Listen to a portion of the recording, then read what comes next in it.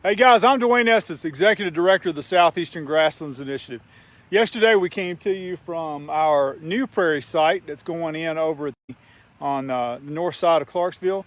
Today I want to stop by and show you what one of our existing prairies looks like 3 years after it was planted. So I'm here at Dunbar Cave State Park and Natural Area where SGI really got its start with our first on-the-ground project. Now, we're highly appreciative of Roundstone Native Seed and the Tennessee State Park System, which is a division of Tennessee. So, what I want to show you here is what one of these prairies looks like after 3 years, and it is absolutely gorgeous. With Roundstone's donation, that was valued at about $35,000. They provided all the seeds, the labor, and the herbicide that was needed to install this prairie. We used a species mix that was all local genotype, adapted to the Pennyroyal Plain region and originated from the Pennyroyal Plain region or the immediate surroundings. We used about 47 species that were drilled into the ground as part of that initial planting mix. Things like the prairie wild rye here, Elymus glabriflorus, is one of my favorite grasses that we included in that. We have, for example, 3 species of mountain mints that we included, like the Banthemum pilosum. This one's already about 4 feet tall. There's things like native tick trefoils, Desmodium glabellum.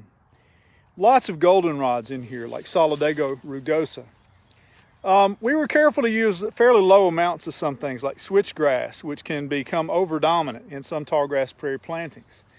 And you know what else? We actually supplemented those 47 species with around another 40 species that we collected and brought here to this prairie. So really the seed mix that we've introduced to this site has been close to 90 different species. Since that time, we have also, here's some deer tongue panic grass down in here, by the way. The deer tongue, that was included in the mix. But Hypericum punctatum here, this is here naturally. This came back entirely from the seed bank after we removed all the fescue and we attempted to remove all the Johnson from this site. So we planted this in 2 mixes. The uplands that you see were kind of down in a sinkhole basin. And so back here on this back edge is a sinkhole slope, and that got a mix of dry land adapted species. The same for the slope that's behind me.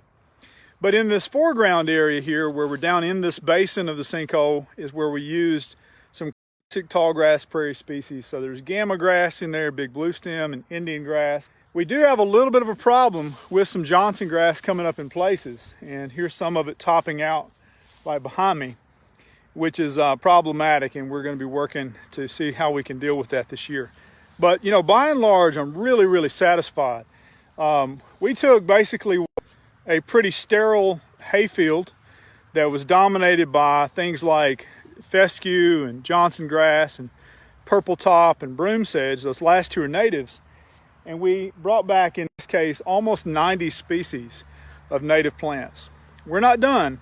Part of our goal in this next season, if COVID-19 will let up, is we would love an opportunity to work with our volunteers to hand collect seed off of other native remnants and bring those seeds to here at our prairie at Dunbar Cave. I'm going to leave you with a beautiful scene, which is a stand of prairie behind me, and we've got some Joe Pye weed there that's coming up. So again, this is 15 acres. It's in the heart of the city, and I encourage you guys to come and visit. There's about a 8/10 of a mile long coast right through the middle of it, and it's here for the public to enjoy. Thank you all for following the Southeastern Grasslands Initiative, and I hope you're going to stay tuned to the great things we're doing with the partnership at Google, where we're going to be planting 50 acres of new prairie. Thanks, guys.